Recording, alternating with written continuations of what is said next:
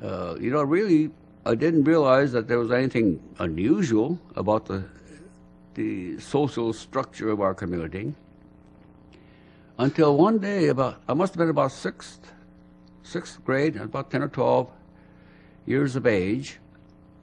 I riding a bicycle to school, and this was back in early 30s when Japan invaded Manchuria. And one of the upperclassmen looked at me and says, "Hey," he says, "how come you guys are fighting the Chinese?" Then I realized that I was different. And I got impressed with the military. And so about what year was that? 39 or 40, when things were building up. In 1940 was the draft started. And a lot of the older friends that I had were being drafted. And they were Japanese American, Nisei, second generation. They were being drafted, and I said, by golly, I better get in the act before they catch up with me, and everything will be, all the good jobs will be gone. So I figured I tried to volunteer. I tried to volunteer for the Marines. They wouldn't even look at me. I went down to Navy recruiting the next floor down in this building in Portland.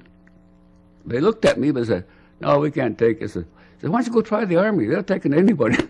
So, when I joined the Army, I thought I might be able to go into the Air Corps to become air mechanic. So they sent me to Monterey for uniform, then back up to Hamilton Field, north of San Francisco, at the Army Air Corps base. Oh boy, I'm in the Army Air Corps now. I was taking basic training, and before the training was halfway through, after about maybe 6 or 7 weeks, they pulled me out and said, "Oh, you're going to Santa Barbara now, and there's a station hospital there, a general hospital, just opened up. You're going to be a medic." From Army Air Corps to possibly being air mechanic to a medic. And initially, all the officers were Caucasian. There was just a handful that came from Hawaii, 4 or 5 or 6 of them maybe, that were second generation Hawaiian Japanese Americans, if you want to call it that. And I heard at one point that no Nisei during Camp Shelby days could command a company. Well, our parents really didn't say too much. They took it in stride. I think at one point before being evacuated, they thought that it might not come up.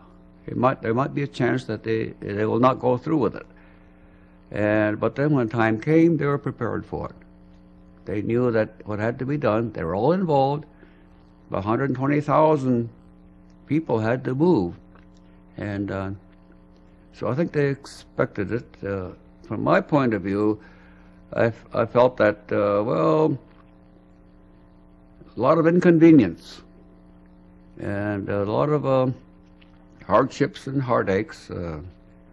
There were some consideration. There were some that thought that it was very inhumane.